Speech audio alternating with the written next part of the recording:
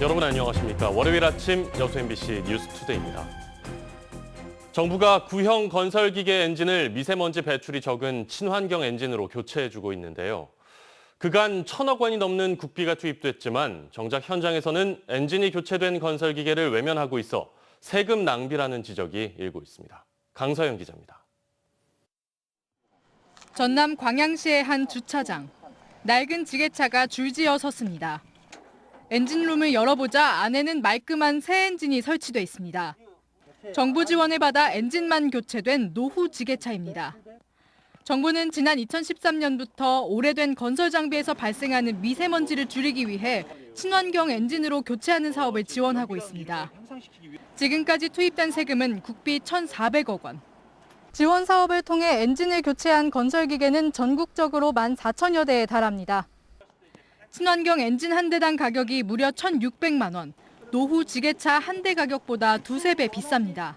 중고차 700만 원, 1,000만 원 이런 차에다가 1,몇백만 원짜리 엔진 이 제조사 배부르고 그다음에 엔진 교체 장착을 해주는 정비업소가 또 이득을 봤을 거고.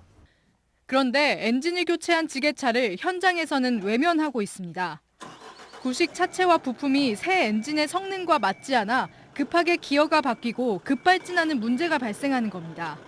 RPM에 따른 토크가 달라지는데 그걸 기존의 어떤 세팅된 값을 그냥 쓰다 보면 밸런스가 맞지 않고.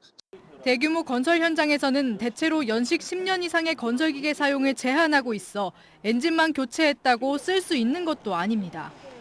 운행을 되고 그만 운행이 돼야지 갈 수가 없어요, 갈 수가. 지난 2013년부터 엔진 교체 사업에 들어간 예산만 1,400억 원.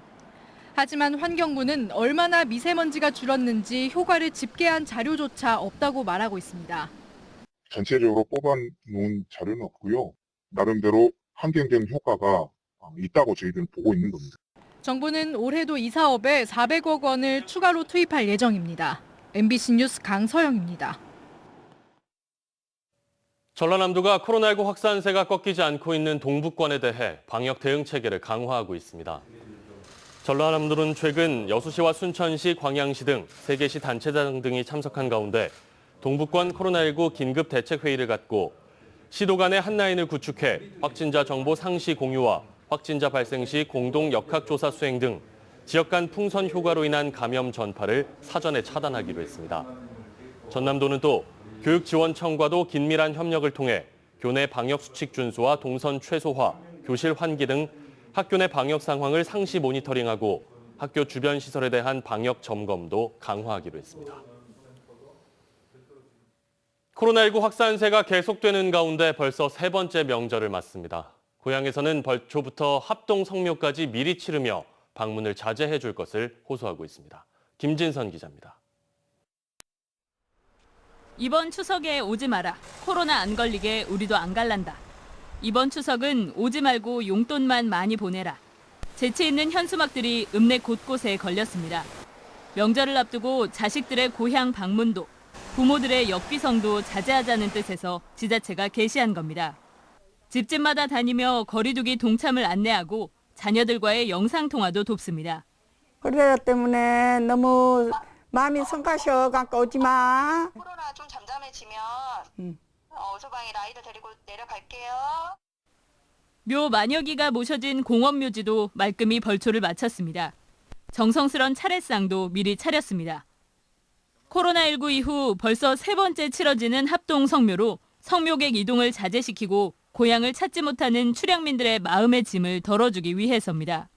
전화로 부모, 형제들에게 안부 전해주시고 오고 싶은 마음의 심정 달래주십시오. 저희들이 고향에서 우리 어르신들 성묘 마치고 또 고향 있는 우리 가족끼리 우리 단란하고 풍성한 한가위 맞이하겠습니다. 사회적 거리두기 3단계인 전남에서는 이번 명절 백신 접종자 4명을 포함한 경우 최대 8명까지 모일 수 있지만 최근 타 지역 방문과 가족 모임으로 인한 감염이 급증한 만큼 개개인의 이동 자제가 절실한 상황입니다. MBC 뉴스 김진선입니다.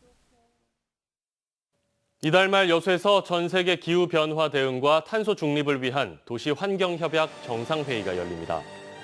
여수시는 도시의 환경과 기후 변화 문제에 대한 선도적 대응과 지속 가능 발전 방안을 논의하기 위해 오는 29일 2021 도시환경협약 여수 정상회의가 개최될 예정이며 코로나19 상황을 감안해 국내외 회원 도시와 유엔 기관, 시민 등 사흘 동안 400여 명이 참가하고 개폐 회식 등 회의와 행사들은 51개국 156개 회원 도시에 온라인으로 송출된다고 밝혔습니다. 도시환경협약은 기후변화 대응과 지속가능 발전을 위한 도시 단위 세계 연합체로 올해 정상회의는 탄소 중립을 통한 지속가능한 도시를 주제로 여수 세계박람회장 일원에서 열립니다. 국민권익위원회가 순천 신대지구에 들어설 예정인 초고층 오피스텔과 관련해 학생 과밀화 대책이 필요하다는 전남도 교육청의 교육환경영향평가가 적합하다고 결정했습니다. 권익위는 오피스텔 건축사업 시행사가 도교육청의 교육환경영향평가 절차에 문제가 있다며 제기한 고충 민원에 대해 교육청은 관련 법령에 따라 시행사의 보완을 요구했다고 볼 수 있다며 판단 사유를 밝혔습니다. 이에 따라 도교육청은 시행사 측과 학생 배치 문제에 대해 추가 협의를 거친 후 해당 안건을 심의할 예정입니다. 전라남도가 10년 내 조성된 도시숲을 대상으로 올해 도시숲 우수 사례를 공모해 순천시 동천변 그린웨이 도시숲 등 5곳을 선정했습니다.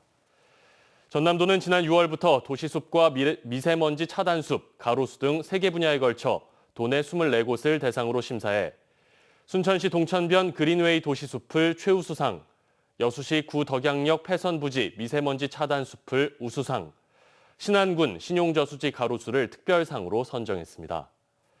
최근 도시숲은 힐링 명소이자 아름다운 도시경관을 창출하고 미세먼지를 차단하는 등 다양한 기능을 발휘하는 도시의 핵심 기반 시설이 되고 있습니다.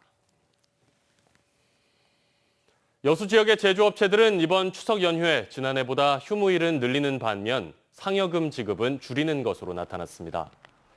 여수상공회의소가 최근 여수 지역 186개 제조업체를 대상으로 추석 휴무와 상여금 지급 실태를 조사한 결과 92.7%가 휴무를 실시한다고 밝혀 지난해 90.4%보다 높았습니다.